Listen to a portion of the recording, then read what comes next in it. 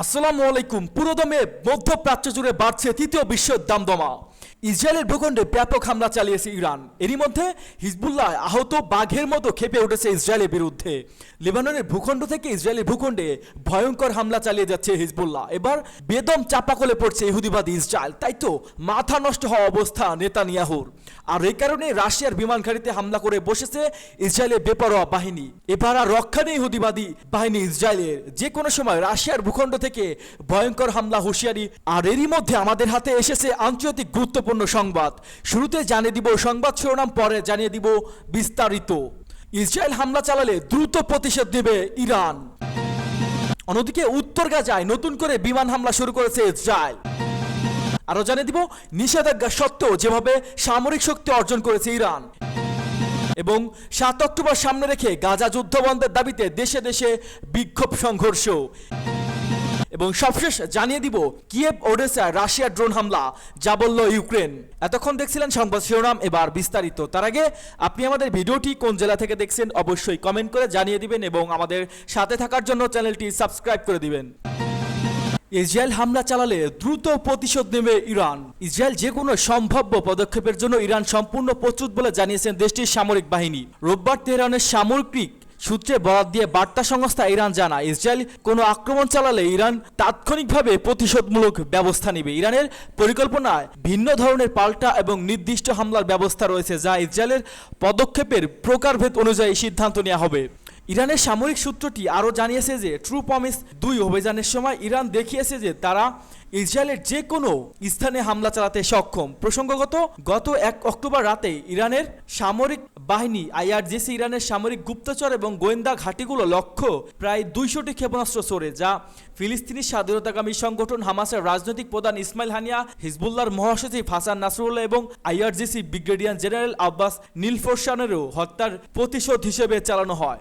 এরপর থেকেই মোক্ষম জবাব দিতে ইরানের পাল্টা হামলা চালানোর ঘোষণা দিয়েছে ইসরায়েলের প্রধানমন্ত্রী নেতানিয়াহু। শনিবার জাতির উদ্দেশ্যে দেওয়া এক ভাষণে ইসরায়েলের প্রধানমন্ত্রী বলেন, সাম্প্রতিক ইরান ইসরায়েলের যে মাত্রার ক্ষেপণাস্ত্র হামলা চালিয়েছে, বিশ্বের অন্য কোনো দেশ তাতে ভূখণ্ড ও জনগণের উপর এই মাত্রার হামলার বরদাস্ত করবে না, ইসরায়েলও করবে না। নেতানিয়াহু বলেন, নিজের ভূখণ্ড ও নাগরিকদের রক্ষা করা শুধু আমাদের অধিকার নয়, এটি ইসরায়েলিদের দায়িত্ব। ইসরায়েল সেই দায়িত্ব নিশ্চিতভাবে পালন করবে। এমন পরিপ্রেক্ষিতে ইরানের এই বার্তা ইসরায়েল ও ইরানের মধ্যে উত্তেজনা আরও বাড়িয়ে তুলছে, যা আঞ্চলিক নিরাপত্তার জন্য গুরুতর হুমকি হয়ে দাঁড়িয়েছে। সূত্র মেহের নিউজ এজেন্সি।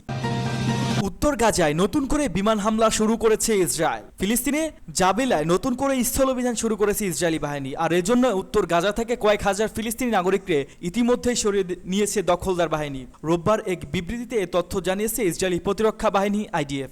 ইসরায়েলি গণমাধ্যম জেরুজালেম পোস্টে জানিয়েছে, গাজায় গত বছর 7 অক্টোবরের যুদ্ধের পর থেকে জাবালিয়া ইসরায়েলি বাহিনীর এটি চতুর্থবারের মতো অভিযান। এই অভিযানটি মূলত হামাসের নেতা ইয়াহিয়া সিনওয়ার উপর চাপ সৃষ্টি করার প্রচেষ্টা অংশ, যাতে ইসরায়েলি বন্দীদের বিনিময়ে চুক্তি করতে পারে। যদিও ইসরায়েল আগের কোনো প্রচেষ্টায় সফল হয়নি। এই অবস্থায় উত্তর গাজা থেকে বেসামরিক লোকদের সরিয়ে নেওয়ার একটি মধ্যপন্থী পদক্ষেপ বলে মনে করছেন ইসরায়েলি গণমাধ্যম।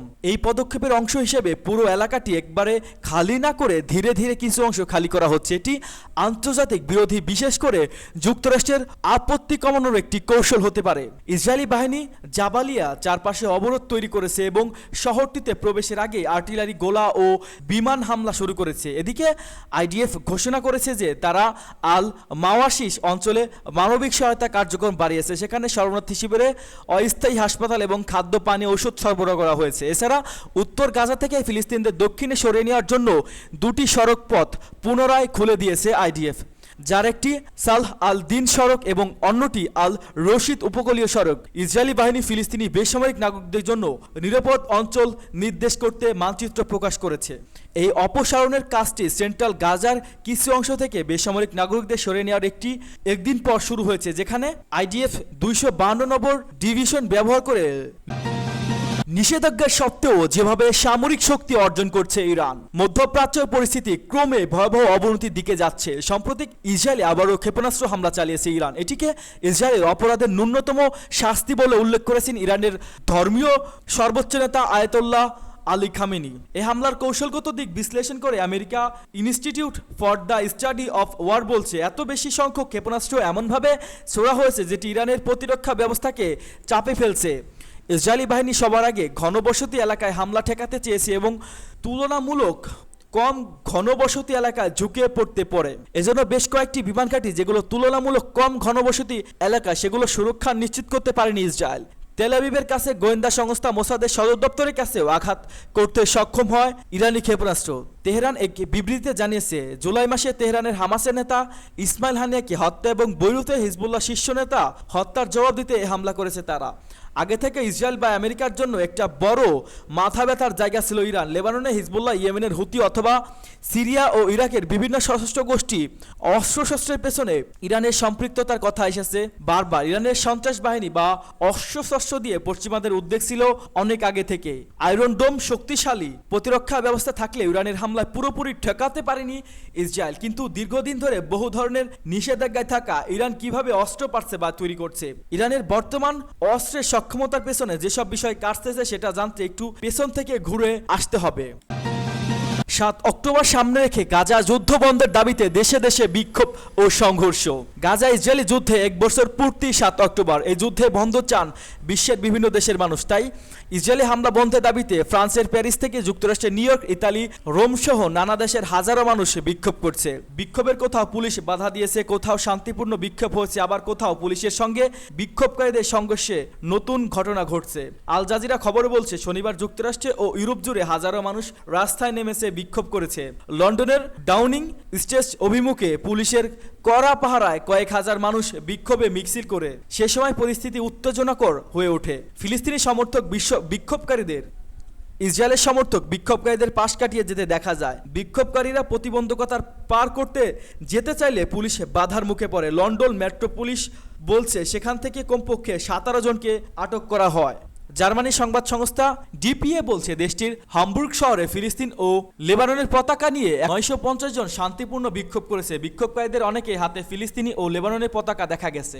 তারা এই সময় গণহত্যা বন্ধ করুন বলে স্লোগান দেয়। এদিকে প্যারিসের রিপাবলিকান প্লাজার ফিলিস্তিনি ও লেবাননের নাগরিকদের প্রতি সংহতি জানিয়ে কয়েক হাজার মানুষ শান্তিপূর্ণ বিক্ষোভ অংশ নিয়েছে। এ সময় অনেক ফিলিস্তিনি হাতে stop the genocide, free Palestine, hands off Lebanon লেখা পোস্টার দেখা যায়। কিয়েভ ও ওডেসায় রাশিয়ার ড্রোন হামলা, যা বলল ইউক্রেন। রাশিয়ার সেনাবাহিনী শনিবার রাতে ইউক্রেনে ড্রোন হামলা চালিয়েছে, যার লক্ষ্য ছিল রাজধানী কিয়েভ এবং কৃষ্ণসাগর উপকূলীয় অঞ্চলীয় বন্দরনগরী ওডেসার অবকাঠামো। রোববার এক বিবৃতিতে অভিযোগ করেছে ইউক্রেনীয় কর্মকর্তারা। ইউক্রেনের রাষ্ট্রীয় জরুরি পরিষেবা জানিয়েছে, ওডেসায় একাধিক ধাপে চালানো ড্রোন হামলায় এক ব্যক্তি আহত হয়েছেন এবং বেশ কয়েকটি গুদাম ও মালবাহী ট্রাক ক্ষতিগ্রস্ত হয়েছে। এই আক্রমণের কারণে কয়েক ঘন্টা ধরে পুরো দেশে বিমান হামলা সতর্কতা জারি ছিল। ইউক্রেনের সামরিক বাহিনী জানিয়েছে, তাদের বিভিন্ন অঞ্চলে হামলা চালানো রাশিয়ার 87টি ড্রোনের মধ্যে কমপক্ষে 56টি ড্রোন গুলি করে ভূপাতিত করা হয়েছে। এছাড়া আরও 25টি ড্রোন ইলেকট্রিক জ্যামিংয়ের কারণে হারিয়ে গেছে, তবে এর বিষয়ে বিস্তারিত কিছু জানানো হয়নি। অন্যদিকে রাজধানী কিয়েভ শহরে সামরিক প্রশাসক সহ সেই পক্ষ জানিয়েছে, রাজধানীর লক্ষ্য করে পাঠানো সমস্ত ড্রোন ভূপাতিত করা হয়েছে। এতে কোনো আহতের খবর পাওয়া যায়নি। এদিকে শনিবার রাতে কিয়েভ ও আশপাশের অঞ্চলের জন্য বিমান হামলা সতর্কতা 3 বার ঘোষণা করা হয়। যে সতর্কতা সব মিলিয়ে মোট 5 ঘন্টারও বেশি সময় ধরে চলছে, যোগ করেন পক্ষ। তবে রয়টার্স স্বাধীনভাবে এই তথ্যগুলো যাচাই করতে পারেনি। বার্তা সংস্থাটি জানিয়েছে, রাশিয়ার ইউক্রেনের তাদের পূর্ণাঙ্গ আক্রমণের সময় বেসামরিক লোকদের লক্ষ্যবস্তু করা বিষয়টি অস্বীকার করেছে, যা 2022 সালে ফেব্রুয়ারিতে শুরু হয়েছিল। তবে তারা নিয়মিতভাবে ইউক্রেনের সামরিক অবস্থান, ক্ষেপণাস্ত্র, ড্রোন এবং বোমা হামলা চালিয়ে যাচ্ছে।